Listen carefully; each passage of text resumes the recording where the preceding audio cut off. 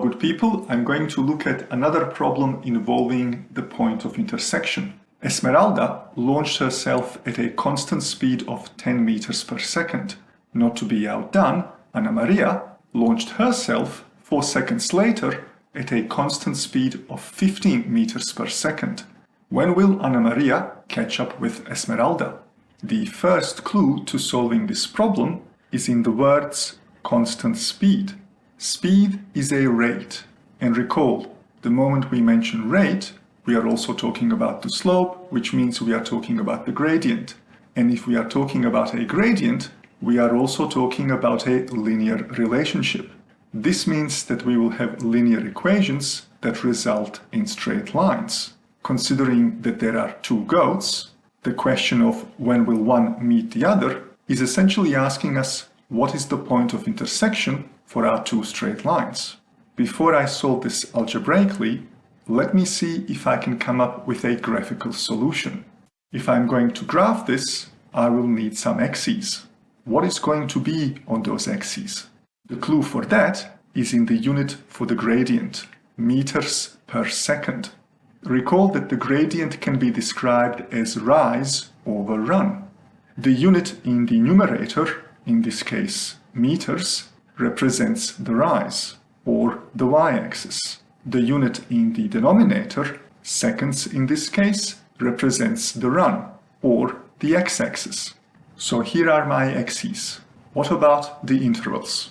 They will be determined by the values given in the problem and the space available. For the x-axis, I have decided that my intervals should represent 1 second. The reason for that is that the problem gives me a value of 4 seconds. This 4 is in ones, therefore my intervals on the time axis are in ones. For the y-axis, I have used the values given for the gradient, 10 and 15. These two values are in their tens, therefore my intervals on the y-axis go up in their tens. Let me see if I can plot Esmeralda's line. At 0 seconds, she has not moved at all. So her starting position is here at 0, 0. To draw a straight line, I need another point. To make things easy for me, I'm going to ask myself, how far has she moved after 10 seconds? Considering that she moves 10 meters each second, that means that after 10 seconds, she would have moved 100 meters. So this is my second point at 10, 100. And now that I have 2 points, I can connect them with a line. What about Ana Maria? What is her starting position? Well, she starts 4 seconds after Esmeralda. So her starting position is at 4, 0. How far has she moved in 10 seconds? Well, considering that her speed is 15 meters per second, in 10 seconds she would have moved 150 meters. So her second point is at 14, 150. Let me connect these 2 points with a straight line too. Now I can observe the point of intersection, which appears to be at 12, 120. How do I verify this graphical solution? Well, I do it by performing the calculation. And that means I need the equations for these two straight lines. Recall the general equation for any straight line. It is y equals mx plus c, where m represents the gradient and c represents the y-intercept. For Esmeralda, the y-intercept is at 0, so I can ignore it. What is the gradient? Well, the gradient is the given constant speed, 10 meters per second. So I could say that the equation for the red line, or the equation for Esmeralda, is y equals 10x. What about Ana Maria? The gradient is 15, so I could say y equals 15x. But what is c? Common pitfall would be to say 4. However, the 4 represents the x-intercept. I need the y-intercept. And right now, that is unknown. I can extend the y-axis and the green line to see where the green line will actually cross the y-axis. I will need to scroll down a bit. So here is the extended y-axis. Now I'm going to extend the green line. Graphically, it would seem that the y-intercept occurs at -60.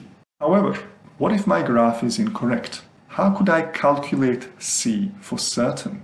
To solve for c, I need some values for y and x, and they can come from any point on our green line. Luckily, the problem has given us a point. It is the x-intercept, Anna Maria's starting position at 4, 0. I'm going to use that point. And now it is a matter of substitution and transposing. This means that I will have 0 equals 15 multiplied by 4 plus c. 15 multiplied by 4 is 60, and if I want to transpose it to the other side, I need to subtract 60 from both sides. That will give me negative 60 equals c. My calculated solution for c matches my graphical solution for c.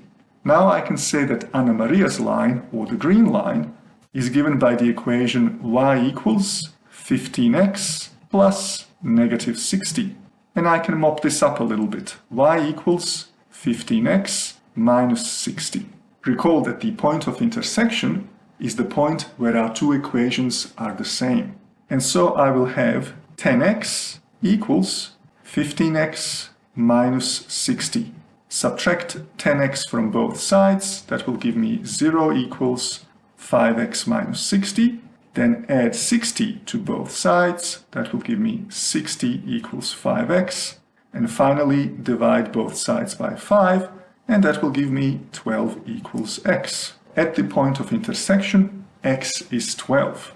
To calculate the y-coordinate of the point of intersection, I need to substitute this 12 into either one of my two equations. I'm going to substitute it into the red equation, simply because that one is easier to deal with. So I'm going to say let x equal 12 and see what happens to y.